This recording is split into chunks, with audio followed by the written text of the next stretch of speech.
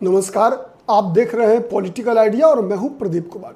मित्रों, बिहार के लिए विधानसभा चुनाव का वर्ष है और लगातार नेताओं का बिहार में दौरा, अलग अलग पार्टी के नेताओं द्वारा अलग अलग संवाद का कार्यक्रम, भाषण, रोड शो का तांता अब बिहार में लगने वाला है।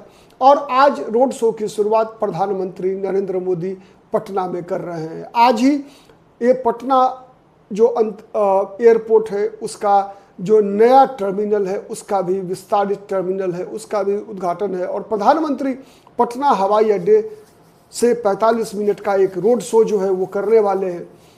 बिहार की राजनीति को अगर देखें, 5 महीने मात्र बचे हुए हैं चुनाव में, और लगातार जितने भी राजनीतिक दल हैं सब के सब अपने अपनी रणनीतियों के अनुसार अपने अपने मुद्दों को तय कर रहे हैं। अगर हम दो महागठबंधन के बीच तुलना करें जो प्रमुख प्रतिद्वंदी के रूप में बिहार की राजनीति में है, तो एक तरफ एनडीए है, दूसरी तरफ महागठबंधन है। एनडीए का नेतृत्व अगर राज्य स्तर पर नीतीश कुमार कर रहे हैं, राष्ट्रीय स्तर पर नरेंद्र मोदी कर रहे हैं। आज पटना में रोड शो है, दोनों के दोनों नेता शामिल होने वाले हैं। अगर महागठबंधन की बात करें तो महागठबंधन अभी तक उतना कंपोज नहीं है जितना कि एनडीए दिख रहा है। वहां दिख रहा है कि थोड़ा सा राहुल गांधी और तेजस्वी यादव अपनी डफली, अपनी राग के चक्कर में पड़े हुए हैं। अब देखना है कि उसका उनको कितना नुकसान होता है और फायदा होता है। खैर, आज का हमारा विषय दलीय जो संबंध है उसके पर नहीं है, बल्कि हमने सोचा कि मुद्दे क्या है बिहार के चुनाव में। मुद्दे दो प्रकार के होते हैं, एक मुद्दा होता है दिखावे के, दूसरा होता है खाने के। आपको पता है, हाथी के दांत खाने के अलग होते हैं, दिखाने के अलग होते हैं। वैसे ही चुनाव जीतने के लिए मुद्दे भी काम के अलग होते हैं, नाम के अलग होते हैं। अगर नाम के मुद्दों की बात करें तो उसमें आएगा शराबबंदी, बेरोजगारी, नौकरी, कानून व्यवस्था, ये सब नाम के मुद्दे हैं। काम के मुद्दे की अगर हम बात करेंगे तो बिहार में काम का मुद्दा एकमात्र है जाति का समीकरण, धर्म के आधार पर ध्रुवीकरण, जाति के आधार पर ध्रुवीकरण। एक जाति का नेता अपनी जाति का नेता बनने के लिए अन्य जाति के लोगों को गाली देता है, उसकी बुराई करता है, खिंचाई करता है। हर व्यक्ति को अपनी जाति के अपराधी में भी अपना तारणहार दिखता है। ये बिहार की राजनीति का सच्चाई है। बिहार की राजनीति का सच्चाई यही है कि आप कितना भी कुछ कर लीजिए, लेकिन चुनाव जीतने के लिए आपको जाति का समीकरण बनाना ही पड़ेगा। तो इस चुनाव में भी जैसे हमने देखा है कि कई बार जब बिहार में दुर्गा पूजा होता है, सरस्वती पूजा होता है, या फिर मुहर्रम के जुलूस निकला करते हैं, ठीक है, विसर्जन हो सरस्वती पूजा, दुर्गा पूजा का, या फिर मुहर्रम के जुलूस निकला करता है, तो सड़कों पे लोग माइक पे घोषणा करते हैं कि हर साल की भांति इस साल भी, ठीक है, हमारा जो प्रोसेसन है वो आपके समक्ष से गुजर रहा है। हर साल की भांति इस साल भी फलाना दुर्गा पूजा समिति आप सभी दर्शनार्थियों का बहुत बहुत स्वागत करता है। वैसे ही राजनीतिक दल भी हर चुनाव की तरह इस चुनाव में भी बातें करेंगे मुद्दों की, लेकिन लड़ेंगे जाति के आधार पर। यह बात पूरी के पूरी सच है, इस बात में कहीं कोई दो मत नहीं है। तो इसीलिए हमने आज के विश्लेषण का मुद्दा रखा है कि राहुल गांधी और तेजस्वी यादव की जाति की राजनीति का मुकाबला क्या प्रधानमंत्री नरेंद्र मोदी का सिंदूर कर पाएगा। सवाल इसलिए ये मौजूद है कि आपको पता है कि आज पटना में नरेंद्र मोदी रोड शो कर रहे हैं, और इस रोड शो का थीम जो है वो है ऑपरेशन सिंदूर। आप पूरे पटना की सड़कों को देखिए कैसे पोस्टरों से पटा हुआ है।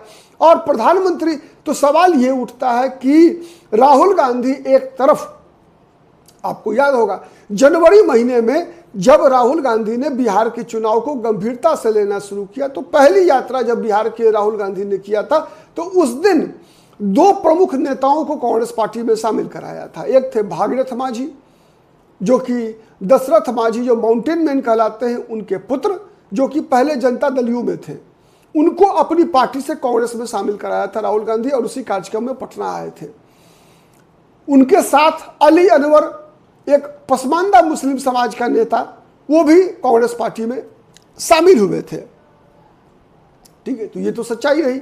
उसके बाद से लगातार राहुल गांधी का जितना भी दौरा हुआ है, उसमें राहुल गांधी कन्हैया कुमार और पप्पू यादव के माध्यम से कुछ बातें तो खुल के कहते हैं, लेकिन जो बात नहीं कह पाते वो कन्हैया कुमार से कहवा देते हैं, पप्पू यादव से कहवा देते हैं। और तो उनकी राजनीति के केंद्र में है जाति का समीकरण, दलित मुस्लिम का एक कॉम्बिनेशन तैयार करना।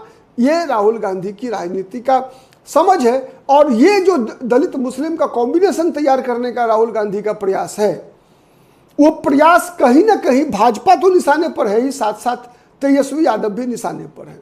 दूसरी तरफ तेजस्वी यादव है, महागठबंधन में ही है दोनों, कांग्रेस और तेजस्वी यादव, आरजेडी भी, राहुल गांधी और तेजस्वी यादव भी। तो तेजस्वी यादव का जातिगत जनगणना, निजी क्षेत्र में भी आरक्षण जैसे कई मुद्दे, मतलब माने जो जितने भी मुद्दे हैं वो सब मुद्दे केवल और केवल जाति के इर्द गिर्द ही सेनाएं सज रही है, मुद्दे तय किए जा रहे हैं।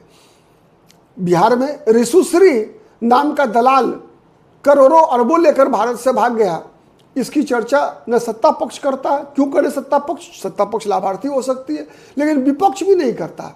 विपक्ष का कोई भी राजनीतिक दल, चाहे वो कांग्रेस हो, राष्ट्रीय जनता दल हो, कोई भी हो, कोई नहीं करता कि रिशुश्री को गिरफ्तार करना चाहिए। कहाँ है रिशुश्री, खोजो उसे, ढूंढो उसे।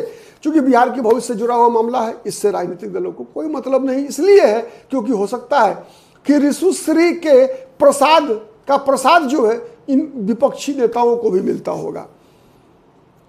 दूसरा, संजीव मुखिया, पता है क्वेश्चन आउट कराने वाला माफिया, वो भी गिरफ्तार हुआ। लेकिन उसके मुद्दे की गिरफ्तारी महत्वपूर्ण नहीं है। लंबे समय के बाद गिरफ्तार हुआ तब जब सभी सबूत उसके खिलाफ नष्ट कर दिए गए होंगे, तब उसे गिरफ्तार किया गया। कहां से? तो पटना से। अनुमान लगा सकते हैं कि वो गिरफ्तारी हुई है, दिखावा हुआ है। खैर, तो ऐसे मुद्दे सत्ता पक्ष क्यों उठाए, विपक्ष भी नहीं उठाती, क्योंकि सब के सब एक ही थैली के चट्टे बट्टे हैं। इस बात में कहीं कोई दो मत नहीं है। तो सवाल यह उठता है कि ये जो जाति की राजनीति है, और दूसरा उतना ही नहीं बल्कि एनडीए में भी नीतीश कुमार अपरिहार्य हैं बीजेपी के लिए, क्योंकि बीजेपी नीतीश कुमार के बगैर सरकार नहीं बना सकती। चिराग पासवान की जरूरत है बीजेपी को, जीतन राम मांझी की जरूरत है बीजेपी को उपेंद्र कुशवाहा की जरूरत है। क्यों भाई?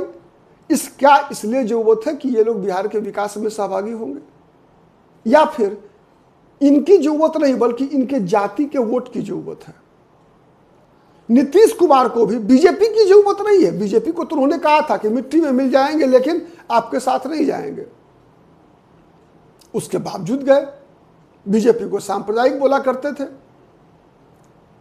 कई बातें याद होगा 2013 से लेकर जब नीतीश कुमार बीजेपी से अलग रहे, तब प्रधानमंत्री के बारे में, बीजेपी के बारे में क्या क्या नहीं बोलते हैं नीतीश कुमार। लेकिन जब बीजेपी के साथ आ जाते हैं तो प्रधानमंत्री का पैर भी छूते हैं, प्रधानमंत्री के सामने गिड़गिड़ाते हैं कि जो गलती हम बार बार करते रहे अब ऐसी गलती नहीं करेंगे। लालू यादव की बात आपको याद होगा, जब लालू यादव के साथ जाते हैं नीतीश कुमार तो लालू यादव क्या कहते हैं? छोटा भाई था, पैर पकड़ लिया तो क्या लात मार देते? नहीं। जब नीतीश कुमार लालू यादव को छोड़ कर जाते हैं तो लालू यादव क्या कहते हैं कि बबूल का पेड़ है, गर्म पानी डालो इसमें। तो खैर ये सब चीजें, तो लालू यादव को भी नीतीश कुमार की जरूरत नहीं है बल्कि नीतीश कुमार के जाति की जरूरत है, नीतीश कुमार के विधायकों की जरूरत है। कांग्रेस को भी लालू यादव की जरूरत नहीं है और न लालू यादव को कांग्रेस की जरूरत है। लालू यादव के लिए भी कांग्रेस पार्टी मजबूरी है, कम्युनिस्ट पार्टियां मजबूरी है। मजबूरी क्यों है? इसलिए कि इनसे जुड़े हुए जातियों का वोट उनको चाहिए। तो सवाल यह उठ रहा है कि जिस पिच पर, ये पिच जो जाति का पिच है वो बीजेपी को सूट नहीं करता। जाति का पिच जो गैर बीजेपी दल है उनको सूट करता है। नीतीश कुमार को भी, केवल महागठबंधन के दल को नहीं बल्कि नीतीश कुमार को भी ये जाति का पिच सूट करता है। क्योंकि अगर नीतीश कुमार की कुर्मी और नीतीश कुमार के अति पिछड़ा वोट बैंक की जरूरत नहीं हो तो बीजेपी चिमटा से भी न छुए नीतीश कुमार को। क्योंकि नीतीश कुमार ने इतनी बार धोखा दिया बीजेपी को कि बीजेपी चिमटा से भी न छुए। अगर चिराग पासवान की जाति की जरूरत ना पड़े अगर बीजेपी को या नीतीश कुमार को, तो जितना ड्रामा चिराग पासवान करते हैं, जितना मोल भाव करते हैं, उतना में ये लोग किसी कीमत पर जो है नहीं छुएंगे उस चिराग पासवान को। मुकेश सहनी, कहावत है नया बजनिया के टिक में झाल, नई पार्टी है लेकिन इतना अहंकार दिखाते हैं। तो अहंकार ये मुकेश सहनी की जो, वो चाहे तेजस्वी यादव हो, चाहे नीतीश कुमार हो, चाहे अमित शाह हो, बीजेपी हो, मुकेश सहनी की जरूरत नहीं है। मुकेश सहनी कुछ नहीं है। क्या है मुकेश सहनी की उपलब्धियां? मुकेश सहनी की जाति की जरूरत है, उनकी जाति के वोट की जरूरत है।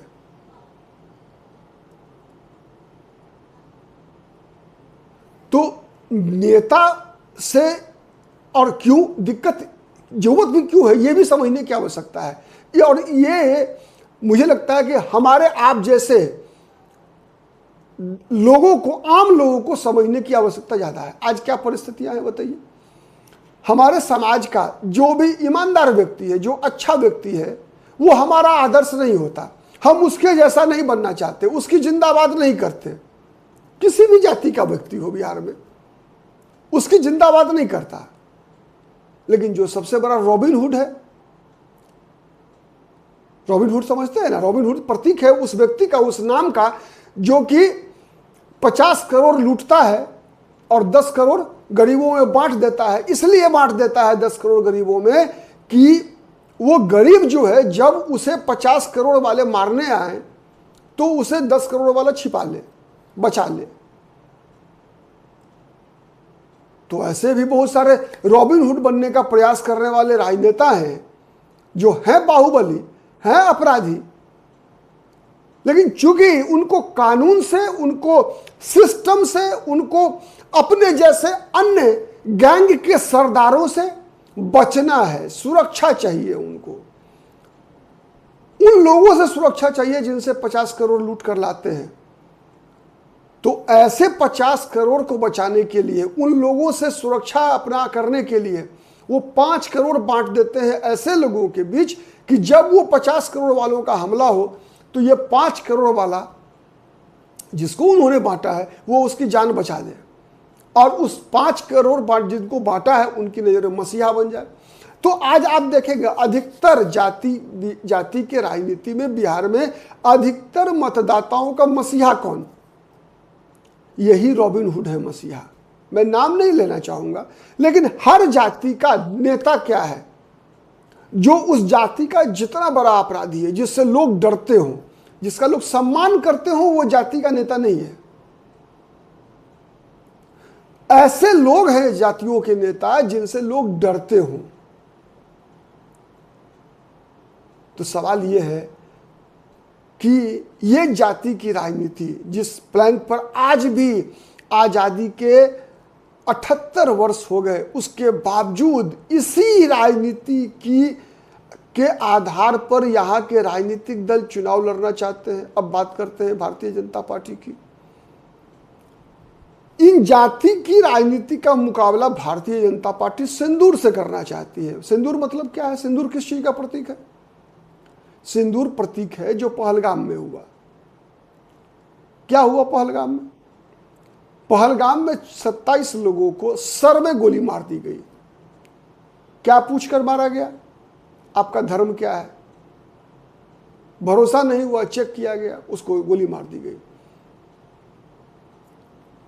तो और सबके सब लगभग शादीशुदा थे, और उनको गोली मारी गई कहां? तो उनकी पत्नियों के समक्ष मारी गई गोली, पत्नी के सामने। और पत्नियों को कहा क्या गया? पत्नियों को कहा गया कि जाओ बता दो अपने देश के प्रधानमंत्री को कि हमने तुम्हारे पति को सिर में, कपार में गोली मार दी है।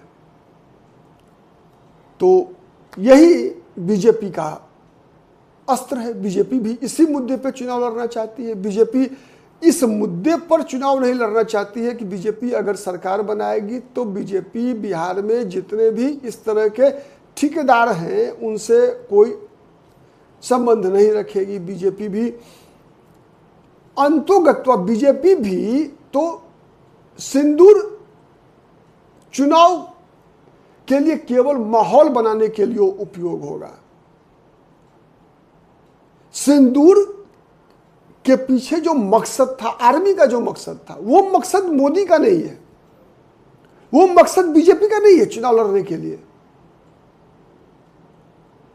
बात सिंदूर के तहत होनी चाहिए थी, बात राष्ट्रवाद की होनी चाहिए था, आतंकवाद का होना चाहिए था, राष्ट्रीय सुरक्षा पर बहस होनी चाहिए थी सिंदूर के मुद्दे पर, लेकिन नहीं। सिंदूर के मुद्दे पर बीजेपी चाहती है कि केवल धार्मिक आधार पर ध्रुवीकरण हो,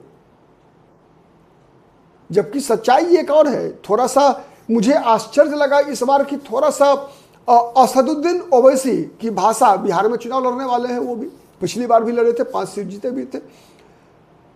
ओवैसी का स्टैंड ही एकाएक लगता है बदला हुआ, क्या कारण है समझ में नहीं आता। लेकिन अगर अभी जो ओवैसी ने स्टैंड लिया ऑपरेशन सिंदूर के बाद, अगर ये दिखावे वाली है तब तो देश को खतरा है, लेकिन अगर ये सच है अगर, तो इसका स्वागत होना चाहिए।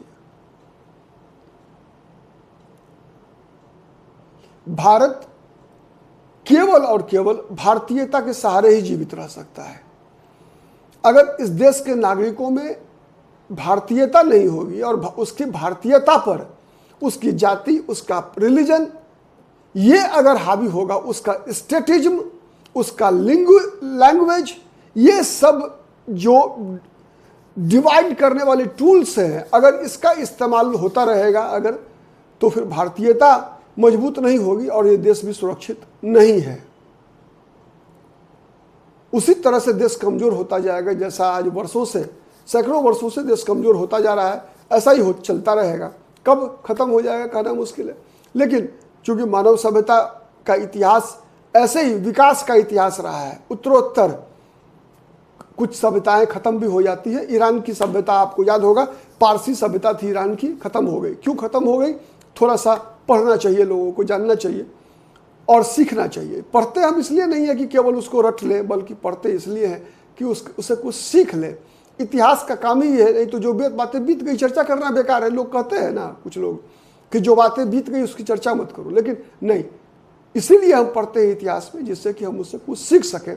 तो देखना है कि बिहार की जाति की राजनीति का मुकाबला नरेंद्र मोदी जो सिंदूर से करना चाहते हैं, तो क्या नरेंद्र मोदी उस राजनीति जो राहुल गांधी और तेजस्वी यादव करने का प्रयास कर रहे हैं बिहार में, तो उसका मुकाबला क्या बीजेपी भी जाति की राजनीति से ही देगी?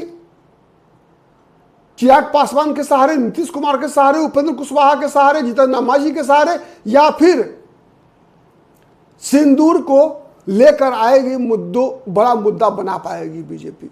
आज के लिए इतना ही। बहुत बहुत धन्यवाद। नमस्कार। जय हिंद, जय भारत।